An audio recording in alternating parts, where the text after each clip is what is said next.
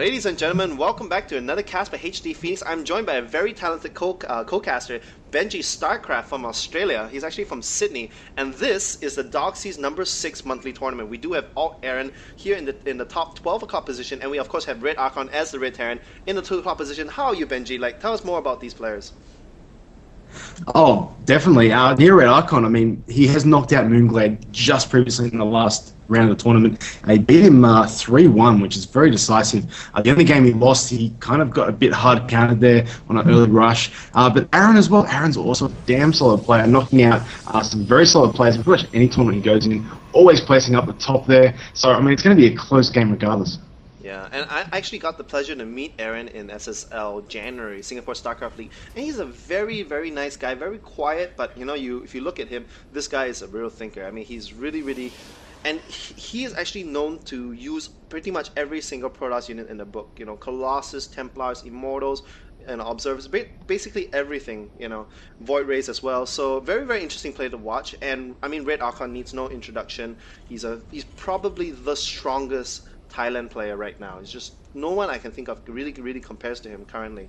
And I mean, here they are in the grand finals, and this is scrap station. I mean, the rush distance between the air rush distance between their bases is actually really short.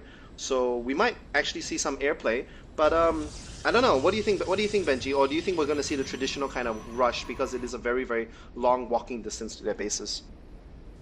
I think it'll come down to, obviously, these guys playing on that quite a bit. I wouldn't be surprised to see, obviously, a Banshee build from NEORedArchon. He is getting that first gas up, so he's obviously not going for a 1-rax expand or a 2-rax, which really don't see it too much in this matchup here. Aaron, though, he's just getting his first gateway down, so it's a bit early to see what he's up to. He does have that 1 gas, so it's going to come down to whether he takes that 2nd gas or what he does with it, so only time will tell, really. Basically what that SCV wants to see is, like, is Aaron going to get a 2nd gas? Because if he gets a 2nd gas, he's going to be like, okay, fine, he's not going to expand anytime soon. He's most likely going to go either a 3-gate expand, get a lot of sentries out, but it's not particularly effective against Terran because, of course, most Terran units, well, practically all Terran units are ranged. It's actually the 3-gateway sentry expand build is really strong against Zerg because Zergs with their roaches only having a range of 4, and their Zerglings, of course, are melee. So, okay, so we are going to see a 2nd gas there by Aaron. So, yeah, it doesn't look like he's going to go for any kind of expand. True. Bunker going down here at the natural. He's NEORedArchon just kind of scouting around, seeing the 1 gas, not seeing Chrono Boost being saved up at all, so he kind of knows there's not really a 4-gate coming. Doesn't think there is because it's being used on probes. Could be a slow one. But, yeah, just trying to deny that expansion there. So he's only seen 1 gate, kind of thinks it's a 1-gate expand, and gets like good 200 health in that bunker, slowing it down quite a bit. Yeah, I think Aaron might actually gives the sad crying face, and I think Aaron might actually want to modify his build a little bit because that Nexus is going to be delayed. I don't think that's exactly what he wanted, but I'm curious, you know, if he was going to go for expansion, he's actually saving up a lot of gas. So we might just see either a 3-gate expand out of Aaron, or we might actually see a 4-gate. And actually, look at that. We do see a 2nd gas by NEORedArchon. So, yeah, I think you're right, Benji. I think he is going to go for Banshee play. Yeah, definitely. I mean, look where he's putting his factory. He's kind of hiding it out of the way so if that, like a probe sneaks in, it's going to be kind of a bit far back. A Tech Lab down and a Starport right next to it, so it's clearly going to be a Banshee build. But we do have Aaron here putting down 4 gates. Now, this is going to put a lot of pressure on NEORedArchon early, but I'm very worrisome because Cloak Banshees, you can get Cloak up, pretty much GG's Aaron because he has no detection at all. So Aaron's going to need to get in there, snipe that Tech Lab from the Starport very quickly and deny that Cloak research. Oh, yeah, this Marauder is going to have a small engage over here, but he doesn't have any kind of stim. But remember, the Zealot moves as quickly as these Marines and Marauders without stim. They do not have any kind of stim at all. But I'm just going to be concerned about NEORedArchon because look at this. He's only just getting the Starport up. He's actually going to pump out a Hellion first. And, actually, he's not going for Banshees. He's going to go for a little bit of harass first with Hellions. But because he's basically spending all his gas on the factory, on upgrades, on pre-igniter, he's not going to have a lot of units. So right now, Aaron does have the 4-gate. Warp gate technology is just finished. The proxy pylon is there by the 3rd base of NEORedArchon, and this could be big trouble. Yeah, definitely, definitely. He's obviously going to need to use these blue flame Hellions to defend.